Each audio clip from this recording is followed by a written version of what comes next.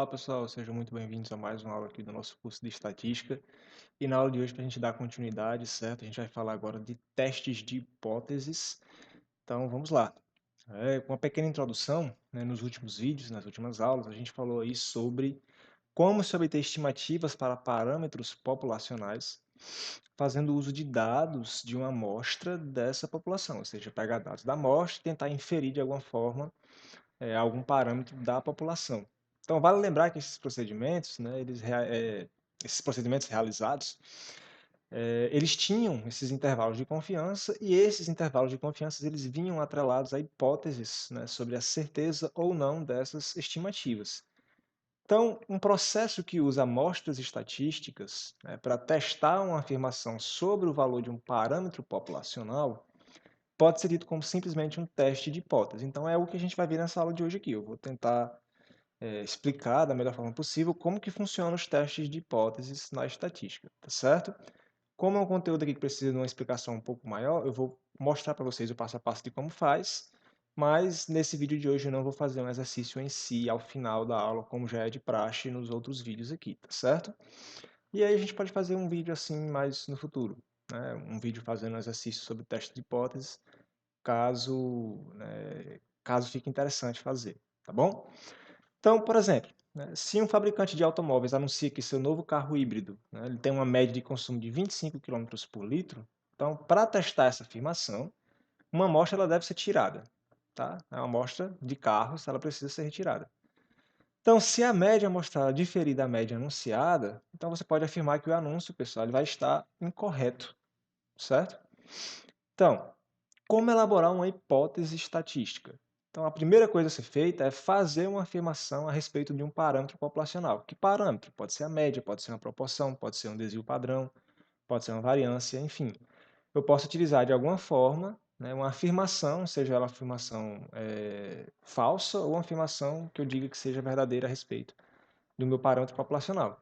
A próxima coisa a ser feita é criar um par de hipóteses. Uma que represente a afirmação, certo? Aquela afirmação que eu estou criando sobre o meu parâmetro populacional, e a outra que seja o seu complemento. Então, é aí que vão entrar as hipóteses nulas, as hipóteses nula, perdão, e a alternativa. Então, pessoal, quando uma dessas duas hipóteses ela for falsa, a outra, obrigatoriamente, ela precisa ser verdadeira, porque um é o complemento da outra. Então, vamos lá. Estabelecendo uma hipótese, né? A primeira delas, pessoal, seria a hipótese nula. A hipótese nula, certo? Ela é uma hipótese estatística, desculpa, que contém uma afirmação de igualdade. Então, ela pode ser dita, né? Identificada, melhor dizendo, quando ela é acompanhada do símbolo de igual, ou do símbolo de menor igual, ou do símbolo de maior ou igual. A segunda hipótese, pessoal, né? A nula, certo? A hipótese nula ela é denotada por H0, ok? E a segunda hipótese seria a hipótese alternativa. A hipótese alternativa ela é complementar à afirmação da hipótese nula. Então, ela é uma afirmação sempre de desigualdade. Então, por exemplo, quando a hipótese nula ela for representada por igual, a hipótese alternativa vai ser representada por diferente. Quando a nula for representada por maior ou igual, certo? A hipótese alternativa vai ser representada por menor. E quando a nula for dita como menor ou igual, a alternativa vai ser representada por maior. Então, a alternativa, né, pelo nome já está dizendo, ela é sempre complementar, certo? É sempre o oposto da hipótese nula e ela é denotada por HA, ok? Então, ela é sempre, né, deve ser sempre verdadeira caso a hipótese nula seja falsa, ok? Então, uma coisa que precisa entrar também aqui é o nível de significância, certo, dos nossos testes de hipótese. Esse nível de significância é a probabilidade máxima permissível para se cometer um erro, certo, em um teste de hipótese. Como assim um erro? Você pode dizer o seguinte, a média, né, que a gente viu lá do consumo dos carros é de 25 km por litro. Então, você está afirmando alguma coisa. E aí você pode cometer um erro na hora de testar essa hipótese. Então, o nível de significância é essa probabilidade máxima permissível para você cometer esse tipo de erro. Então, com o nível de significância apresentando um valor pequeno, isso quer dizer que a probabilidade de se rejeitar uma hipótese nula que seja verdadeira, certo? Por exemplo, ela vai ser também muito pequena. Então, pessoal, os três níveis de significância normalmente empregados na estatística são de 0,10, de 0,05 e de 0,01, ou seja, 10%, 5% e 1%, ok? Então vamos lá. Depois de afirmar as hipóteses nula e a alternativa e também especificar, né, o nível de significância, né, da sua probabilidade de erro, uma amostra aleatória ela é tomada da população e testes estatísticos são calculados. Ok? Então, a estatística que é comparada com o parâmetro na hipótese nula é chamada de estatística do teste. Se for, por exemplo, a média, a estatística do teste vai ser o x barra. Se for, por exemplo, o desvio padrão, né, a estatística do teste vai ser o S. Ok? É como a gente já viu lá nas outras aulas, né, nos outros vídeos sobre estatística. Então, pessoal, parâmetro populacional sendo a média μ, a estatística do teste vai ser a média x barra, e a estatística do teste padronizada, como a gente já viu nas outras aulas, seria o padrão z, né, o score z, e a distribuição t-student, né, uma das duas dependendo do tamanho da amostra. Se for, por exemplo, uma proporção, né, a proporção P, a estatística do teste vai ser a proporção P-chapéu. Se for, por exemplo, um parâmetro populacional como a variância sigma ao quadrado, então a estatística do teste vai ser o S ao quadrado e a estatística de teste padronizada vai ser essa letra aqui, Chi, né, Chi ao quadrado, que também é uma distribuição padronizada, mas agora para intervalos, né, de confiança, tratando-se de, por exemplo, variância e desvio padrão. Ok? Então, quais são os nossos valores de probabilidade, certo? O valor de probabilidade, ou simplesmente valor P, né, aqui refere-se à probabilidade de a hipótese nula ser verdadeira, para se obter uma estatística amostral com valores tão extremos ou mais extremos do que aquela determinada a partir dos dados da amostra, certo? Então, ela é, na verdade, uma análise da área sob a curva no gráfico, onde dependerá da natureza do teste. Então, o gráfico você já conhece muito bem, que é o nosso gráfico, né, de uma distribuição normal, certo? E a natureza do teste, pessoal, vai entrar aqui como três possibilidades distintas. Um teste unicaudal à esquerda, um teste unicaudal à direita ou um teste bicaudal, certo? Então a gente vai ver mais sobre cada uma dessas naturezas do teste. A natureza do teste, pessoal, ela vai definir o tipo dessa hipótese, né? O tipo desse teste de hipótese. Então, se o teste for unicaudal à esquerda, né, você vai tratar, por exemplo, vou voltar um pouquinho. Se o teste for unicaudal à esquerda, você vai tratar, por exemplo, da possibilidade da sua hipótese alternativa, certo? Estar à esquerda daquele valor padronizado. Se o seu teste for unicaudal à direita, certo? Você vai identificar como se a sua hipótese alternativa fosse acima, ou seja, à direita daquele valor padronizado. E se o teste for bicaudal, é quando a sua hipótese alternativa for representada pelo sinal de diferente, ou seja, quando a sua hipótese nula, certo, for representada pelo valor de igual. Então, o tipo de teste, né, ele depende da região da distribuição da amostra, que favorece uma rejeição da hipótese nula, ou seja, é a região justamente indicada pela hipótese alternativa. Está até um pouco confuso eu falando aqui, então a gente pode mostrar em um gráfico.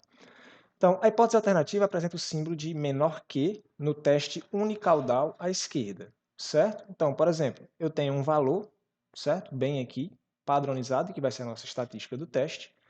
E esse valor padronizado, pessoal, em um teste unicaudal à esquerda, vai ter essa área em azul, sendo dita como a área que representa, certo, a nossa hipótese alternativa, certo? Então, esse aqui é o nosso teste unicaudal à esquerda. Já no teste unicaudal à direita, nossa hipótese alternativa vai vir acompanhada do símbolo de maior que, certo? E vai assumir esse valor, né? Vai assumir essa configuração. Você vai ter o valor da estatística do teste, né, padronizado em algum ponto, e o valor você vai buscar à direita dele para a nossa hipótese alternativa, certo? Então, se você fizer isso aqui, né, em símbolos, digamos assim, você teria que a nossa hipótese alternativa HA, certo? Ela seria maior do que algum certo valor. E isso seria a mesma coisa que dizer que o nosso H0 seria menor ou igual a um certo valor. Que valor seria esse? A nossa estatística do teste representada bem aqui, ok? Então vamos lá. Teste bicaudal é o terceiro tipo. É quando a hipótese alternativa ela apresenta o símbolo de desigualdade. É quando o nosso HA, certo, vai vir acompanhado de um diferente. Ou, mais ainda, quando o nosso H0 vem acompanhado de um igual. Ok? Então, pessoal, a aparência, né, a configuração do nosso gráfico vai ser dessa forma. Você vai ter valores, certo, padronizados aqui, da nossa distribuição. E o nosso teste bicaudal vai representar um valor à esquerda, certo? Desse ponto, e um valor à direita desse outro ponto aqui. Então, esse é o nosso teste bicaudal. Como é que você identifica ele? Quando a hipótese alternativa, certo, vier acompanhada de um sinal de diferente.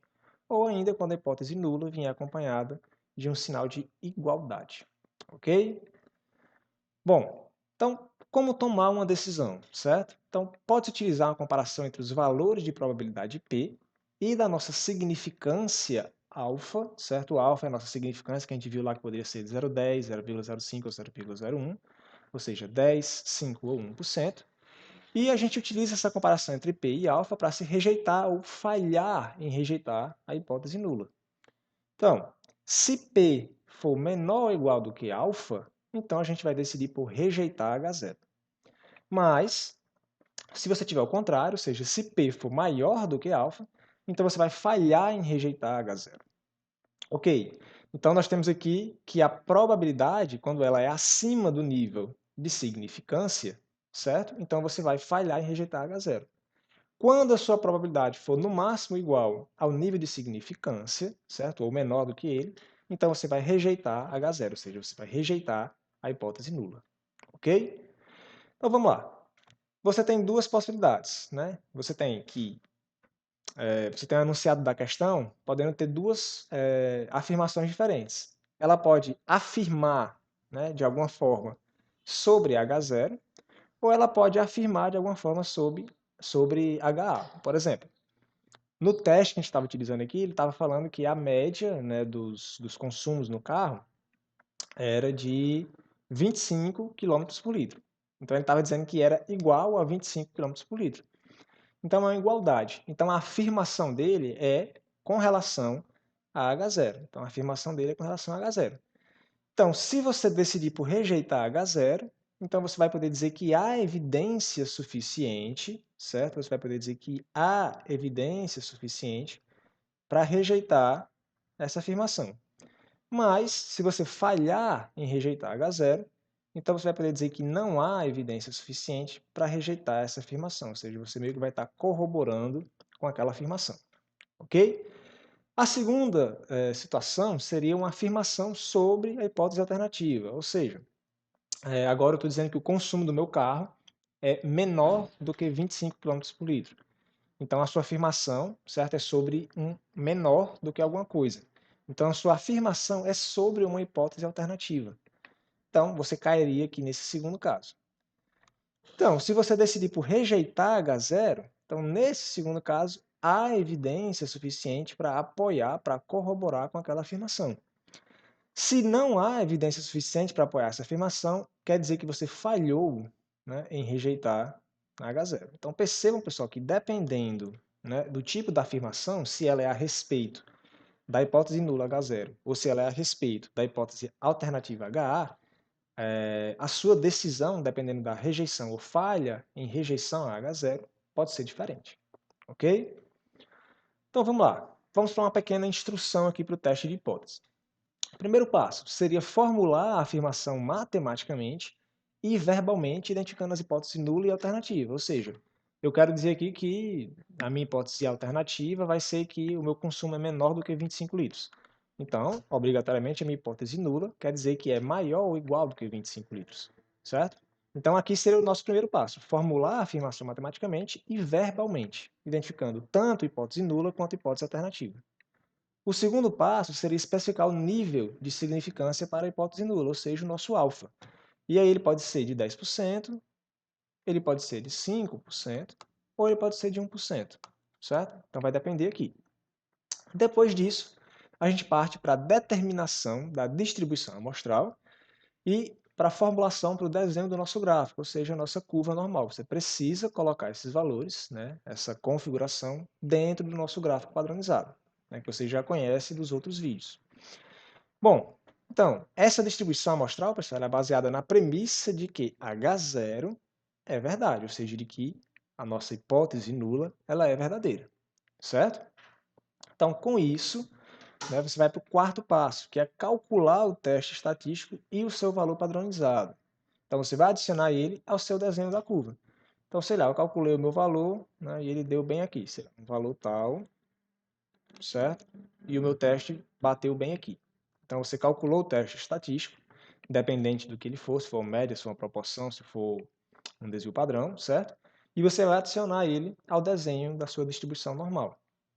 A próxima coisa a ser feita, né, é você identificar o tipo, né, do seu teste. Se vai ser um teste unicaudal à esquerda, se é um teste unicaudal à direita, ou se é um teste bicaudal. Então, para isso, você precisa fazer a identificação de acordo com a formulação matemática, né, dessa sua elaboração desse teste de hipótese.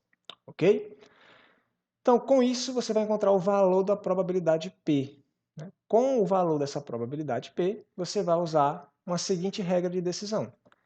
Se o valor de P, né, é igual ou menor, né, é menor ou igual ao nível de significância, se for, então você vai rejeitar H0. Se não for, né, se for maior, se P for maior do que alfa, então você falha em rejeitar H0. Então, a partir disso, pessoal, a última coisa a ser feita é escrever uma sentença para interpretar a decisão no contexto da afirmação original. Então, se você tinha uma afirmação original falando sobre H0 e você decidiu por falhar em rejeitar H0, né, pelo seu teste de hipótese, então você vai dizer que não há evidência suficiente para rejeitar a hipótese H0. Ou se você decidir por rejeitar ela de acordo com os seus cálculos, dos seus testes de hipótese, você vai dizer que há evidência suficiente para rejeitar a sua hipótese nula. Ok? Bom, pessoal, então, para o vídeo de hoje era isso, para não ficar muito extenso, tá? Eu espero que tenha ficado um pouco claro, ou pelo menos claro, certo? Então, espero que tenham gostado também, né? Então, era isso. Um forte abraço e até mais. Valeu!